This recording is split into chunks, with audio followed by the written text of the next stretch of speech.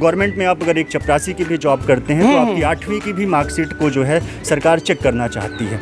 सरकार क्या होता है कि डॉक्यूमेंटेशन के विशेष तौर पे काम करती है, लेकिन टैलेंट बेसिस पे बहुत सारी स्कीम है भारत देश में कि अगर आप कम टैलेंटेड हैं तब भी आपको मौका मिलता है, बशर्ते आप किसी ऐसी जाति में जन्म लिए हों। अगर आप कोविड से लड़ाई लड़ रहे हैं तो उसमें WHO भूमिका निभा रहा है। लेकिन जब एजुकेशन की बात आती है तो ऐसी कोई इंटरनेशनल ऑर्गेनाइजेशन नहीं है। वर्ल्ड एजुकेशन ऑर्गेनाइजेशन होना चाहिए कि गवर्नमेंट सेक्टर में अगर जॉब करने की बात आती है तो फॉर्म में ही लिखा होता है कि हमें UGC मान्यता प्राप्त डिग्री होगी तभी आपको नौकरी मिल सकती है। कैम्ब्रिज से आप कितना भी अच्छा ग्रेजुएशन या पोस्ट ग्रेजुएशन करके चले आए, भारत देश में आप IAS की प्रिपरेशन नहीं कर सकते हो। 2% 100 में से 2 व्यक्ति ऐसे होते हैं जो गवर्नमेंट जॉब पाते हैं। शिक्षा का एक जगत ऐसा था जिसमें लगातार पहले गुरुकुल, फिर स्कूल और फिर यह एक बिजनेस कन्वर्ट हो गया, और कोरोना ने पूरा माहौल ही बदल दिया कि अब बच्चे इसको ऑनलाइन ले गए। और ऑनलाइन की परिभाषा कोरोना ने जिस तरीके से समाज को समझाई, बाकी तो शायद यह बात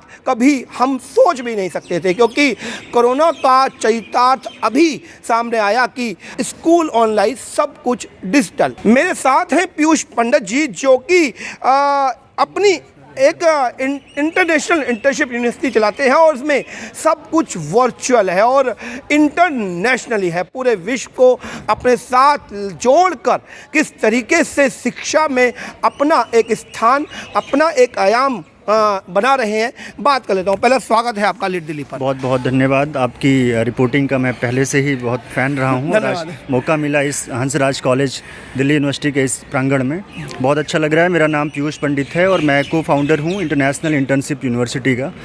पिछले 3 सालों के बीच में हम लोगों ने 195 देशों की यात्रा की। इस बीच में एडुकेशन पे एक अच्छा इनोवेशन करना, एक रेवोल्यूशन लाने की कोशिश की जा रही है, जिसका आप लोग बहुत अच्छे तरीके से रिजल्ट देखते होंगे। और जैसे इंटर्नशिप यूनिवर्सिटी और सब कुछ वर्चुअलाइज्ड, क्या कोरोना से पहले ये सोच पाए थे? नहीं, बिल्कुल। कोविड से पहले ही ऑनलाइन एडुकेशन का एक एरिया रहा है, एक प्रबुद्ध फील्ड रही है, और इंडिया में तो थोड़ा इसका प्रमोशन बहुत कम रहा है। लेकिन अगर यूनाइटेड नेशन की बात करेंगे तो UK हो गया और लंदन हो गया।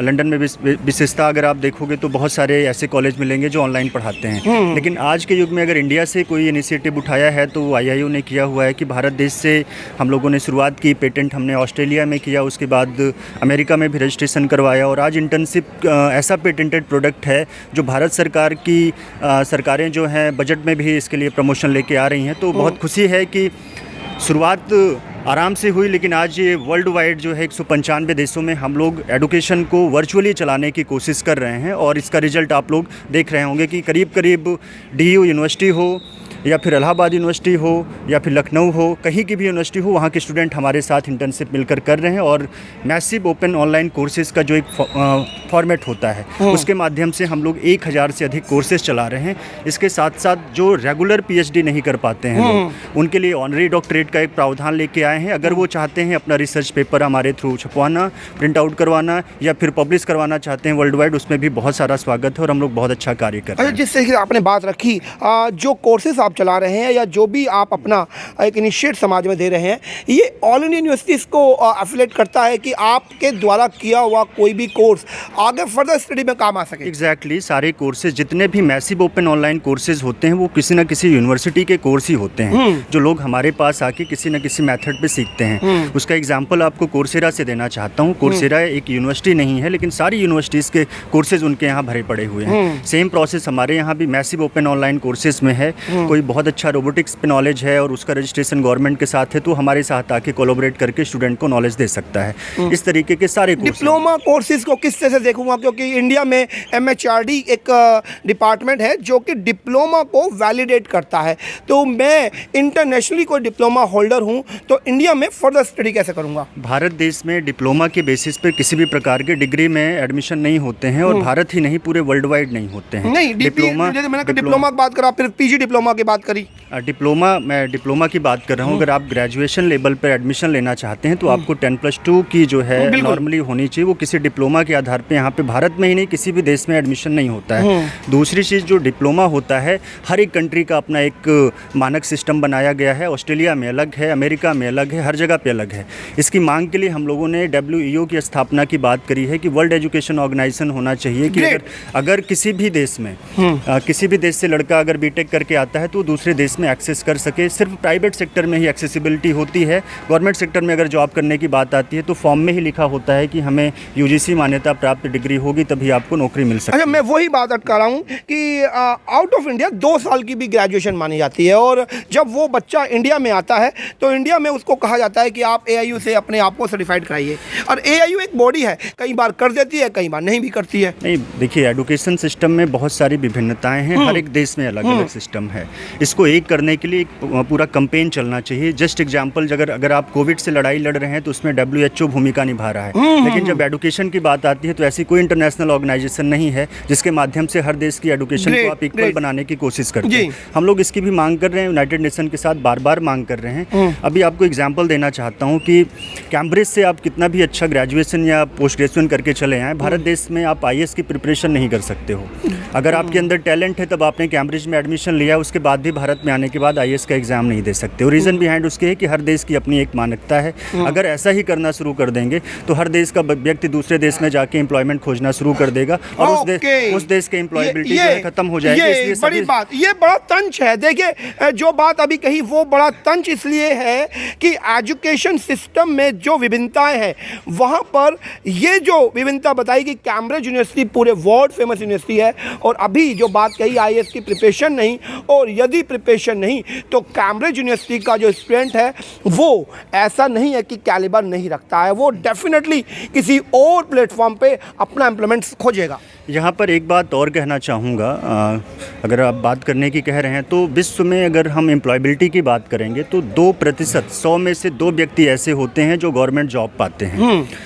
98% लोग जो है कॉर्पोरेट सेक्टर में होते हैं, खुद का व्यवसाय करते हैं या फिर कुछ और अपने कार्यक्रमों को चलाते हैं। वो तो इंटायर जब बात आती है किसी देश की शिक्षा प्रणाली की वैलिडिटी की, तो ये सारी चीज़ें मान्यताएं तब मायने रखती हैं जब आप किसी देश में सरकारी जॉब के लिए प्रयास करते हैं। भारत देश में अगर आपको कैम्ब्रिज से आकर किसी प्राइवेट सेक्टर में जॉब खोजना है, किसी MNC में जॉब करना है, तो विश्व के आप किसी भी कंट्री के साथ ग्रेजुएट हों, पोस्ट ग्रेजुएट हैं, वो आपको प्रॉपर वैलिडिटी होती है। विश्व में प्राइवेट यूनिवर्सिटीज़ इतनी अच्छी तरीके से चलती हैं और उनका जो सिस्टम होता है एजुकेशन डिलीवर करने का, वो गवर्नमेंट से बेस्ट इसलिए होता है क्योंकि 98% उनके क्लाइंट हैं। 98% लोग उन्हीं के यहाँ पढ़े हुए किसी न किसी क्षेत्र में अपना करियर बना रहे हैं।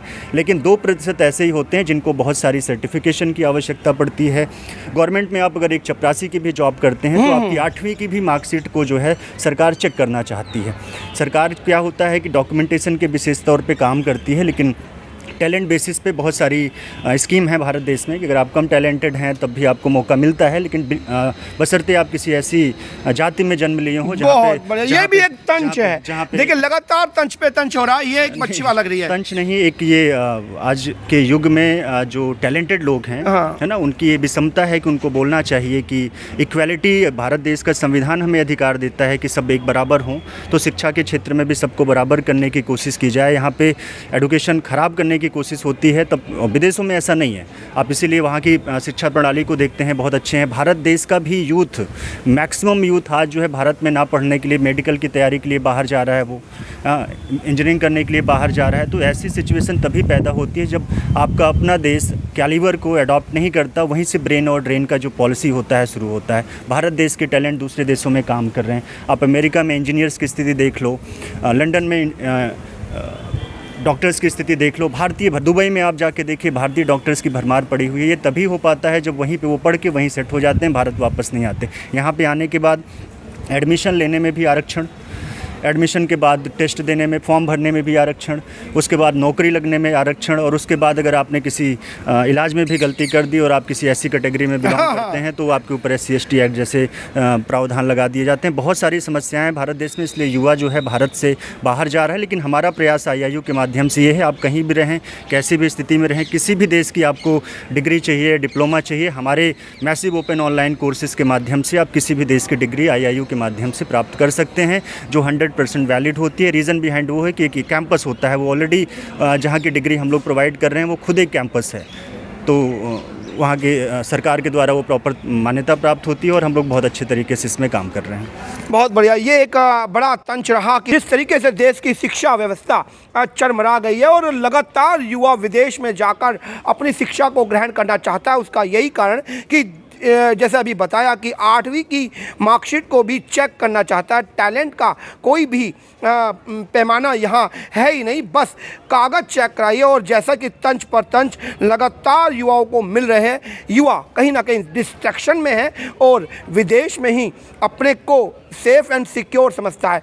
सरकार को इस पर गौर करने की आवश्यकता है, अदरवाइज़ जो देश का टैलेंट है यदि एक बार बाहर गया तो वापस लाना बड़ा मुश्किल हो जाएगा।